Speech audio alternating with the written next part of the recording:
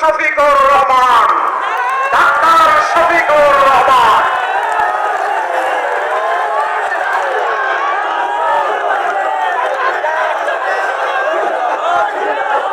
আসসালামু আলাইকুম ওয়া রাহমাতুল্লাহ।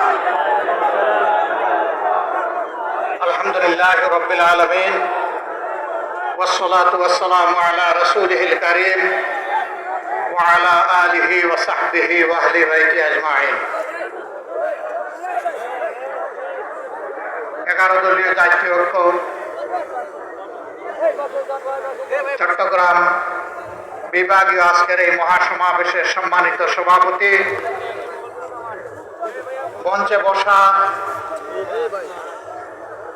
সম্মানিত অতিথিবৃন্দের মধ্যে রয়েছেন জাতীয় সংসদে বিরোধী দলীয় চিফ হুইপ, জাতীয় নাগরিক পার্টির আহ্বায়ক, তরুণ জননেতা জনাব নাহিদ ইসলাম, বীর চট্টলা তথা বাংলাদেশের মানুষের অহংকার, মহান মুক্তিযুদ্ধের সূচনা লগ্নে জীবন বাজি রেখে অস্ত্র যারা হাতে নিয়েছিলেন, আপনাদের সেই অহংকার ডক্টর কর্নেল অলি আহমদ বীর বিক্রম, এলডিপির সম্মানিত চেয়ারম্যান, মঞ্চে রয়েছেন এই উপমহাদেশের প্রসিদ্ধ হাদিস বিশারদ শাইখুল হাদিস আল্লামা আজিজুল হক সাহেবের সুযোগ্য সন্তান শাইখুল হাদিস আল্লামা মামুনুল হক, বাংলাদেশ খেলাফত মজলিসের সম্মানিত আমির, মঞ্চে উপবিষ্ট রয়েছেন খেলাফত মজলিস, এবি পার্টি সহ জাগবা সহ বিভিন্ন পার্টির সম্মানিত শীর্ষ নেতৃবৃন্দ, প্রিয় চট্টলাবাসী, আমি মহান রবের শুকরিয়া আদায় করছি।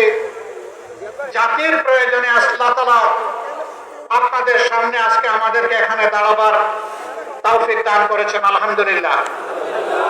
আপনারা ভাগ্যবান, এই চট্টগ্রাম দিয়ে এই অঞ্চলে ইসলাম প্রবেশ করেছে। এই চট্টগ্রাম মহান মুক্তিযুদ্ধের আওয়াজ এবং আহ্বান, স্বাধীনতার ঘোষণা সারা দেশবাসী বিশ্ববাসীকে ছড়িয়ে দিয়েছে। এই চট্টগ্রাম আল্লাহ আল্লাহ রসুলের বিরুদ্ধে অবস্থান নিয়ে শাহবাগ চত্বরে যারা বাজার বসিয়েছিল তাদের দুঃস্বপ্নকে তছনছ করে দিয়েছিল। হেফাজতে ইসলামের আহ্বানে এই চট্টগ্রাম আরো গর্বিত। বর্তমান সরকারের আমলে সর্ববিষয়ে বিশারদ একজন সর্বমন্ত্রীও আপনারা পেয়েছেন। সত্যি আপনারা ভাগ্যবান। এইরকম আর একটা জেলা নাই যে এক মন্ত্রী সকল মন্ত্রণালয় চালায়, এমনকি প্রধানমন্ত্রীর কথা থাকে বলতে হয়। আমার একটু কষ্ট লাগে না, নিজেদের সন্তানকে বুয়া বলতে নেই, আরে নিজের ছেলে কানা হলেও তো পদ্মলোচন। সম্মানিত বন্ধুগণ, আমার কষ্ট লাগে মাননীয় প্রধানমন্ত্রীর জন্য। তার আশেপাশে কাদেরকে উনি বসিয়েছেন? উনি কুমিল্লা এসে পিচের দেন, ফরিদপুরে গিয়ে সয়াবিন তেল দেন, তিনি দিনাজপুরে গিয়ে আম উপহার দেন, সিলেটে গিয়ে 9 ঘন্টা উপহার দেন, সংসদে গিয়ে প্রাথমিক বিশ্ববিদ্যালয় উপহার দেন, আর কক্সবাজারে এসে বলেন যে বিরোধী দল এই বাজেটে মাদক এবং ধূমপান জাতীয় দ্রব্যের ট্যাক্স বাড়ানো হয়েছে বলে বিরোধী দল তার বিরুদ্ধে প্রতিবাদ করে মিছিল করেছে। মিথ্যা।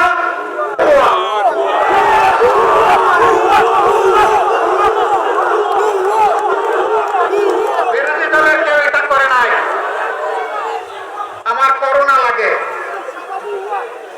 প্রধানমন্ত্রীর এই পদটা রাষ্ট্রীয় পদ, তিনি রাষ্ট্রের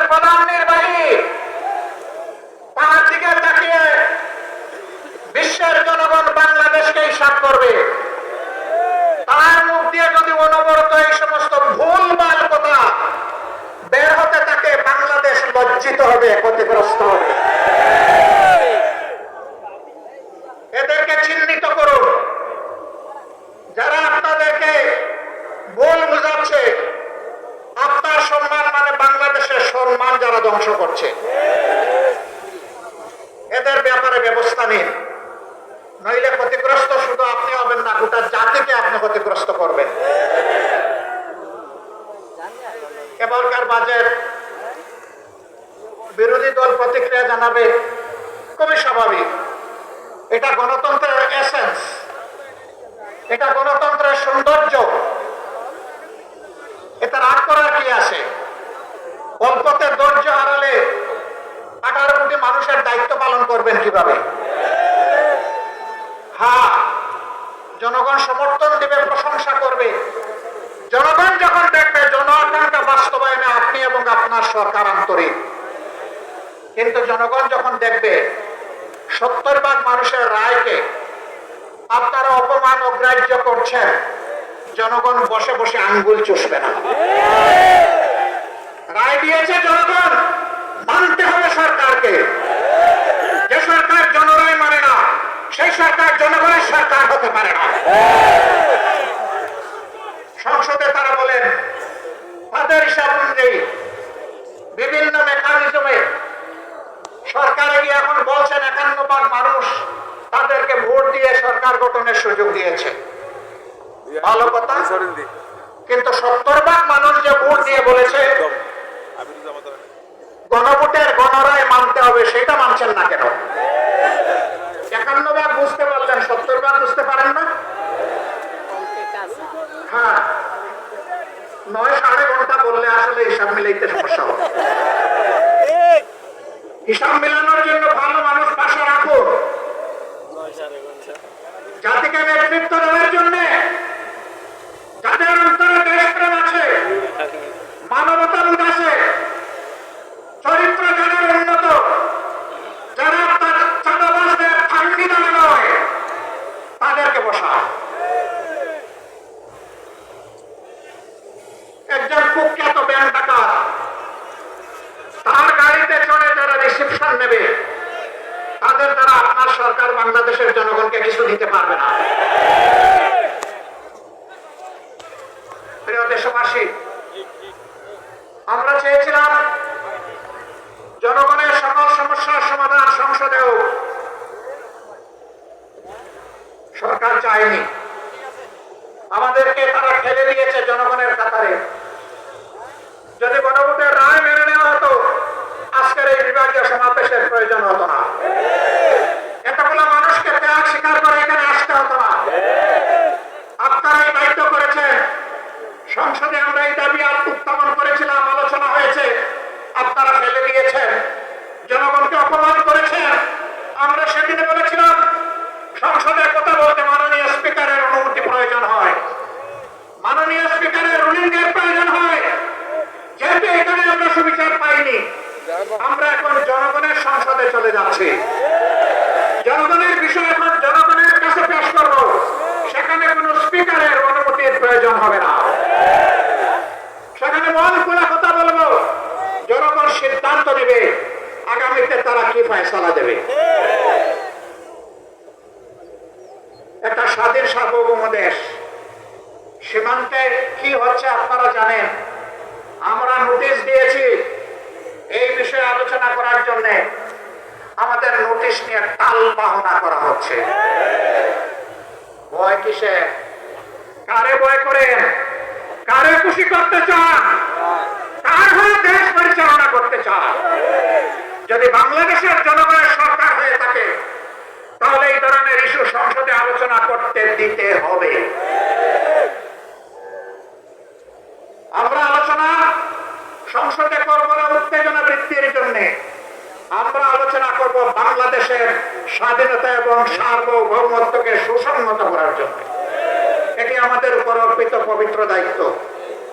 কিন্তু যদি আমাদেরকে এই আলোচনার সুযোগ থেকে বঞ্চিত করা হয়, তাহলে মনে রাখবেন মুসলিমে ও বিজেপি যাদের হাতে সরকারের দেওয়া অস্ত্র আছে, তাদের পাশে আজকে যেভাবে হাজার হাজার জনগণ নিরস্ত হয়ে ভোট পেতে দিয়ে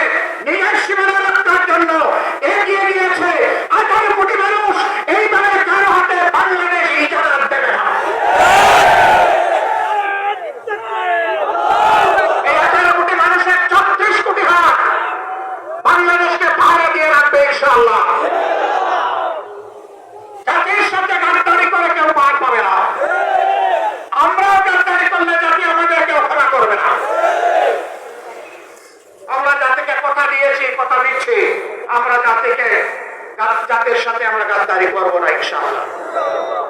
জীবনের বিনিময় হলেও আমাদের দেওয়া কথা আমরা রক্ষা করব। সম্মানিত বন্ধুগণ, জনগণ আশা করেছিল ইন্টারিম গভর্নমেন্টের পরে নির্বাচন হয়েছে, নির্বাচিত সরকার আসলে চাঁদাবাজি বন্ধ হবে।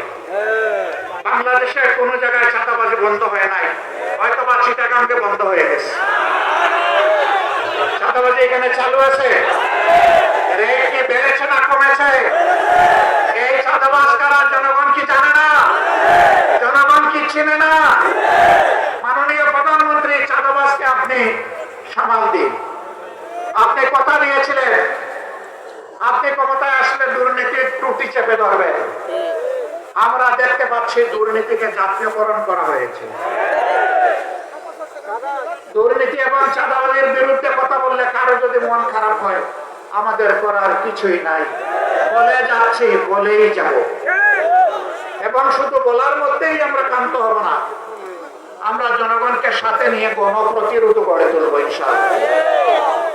আপনারা তৈরি আছেন?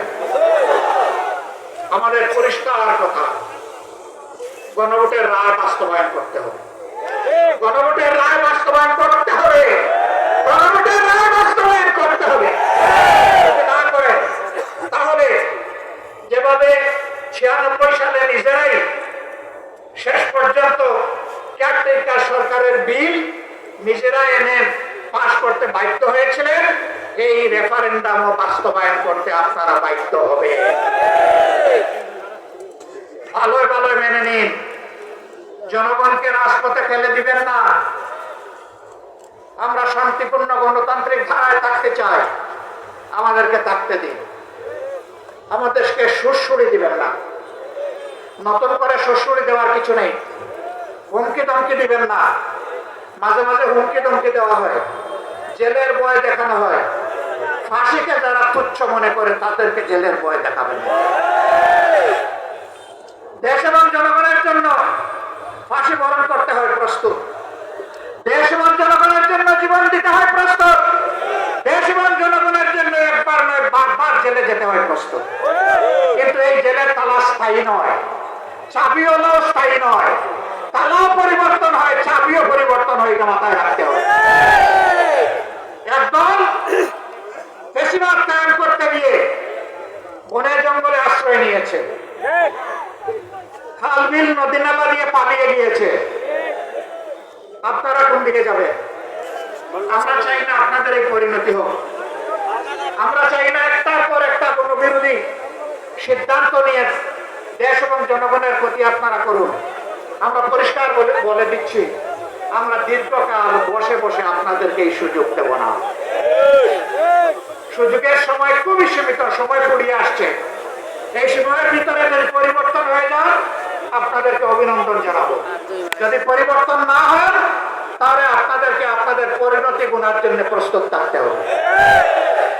চট্টগ্রামবাসী জনাব ডক্টর কর্নেল অলি আহমদ বীর বিক্রম আমার বিবেচনায় বর্তমান চলমান রাজনীতির তিনি হচ্ছেন সবচেয়ে বয়োজ্যেষ্ঠ ব্যক্তি।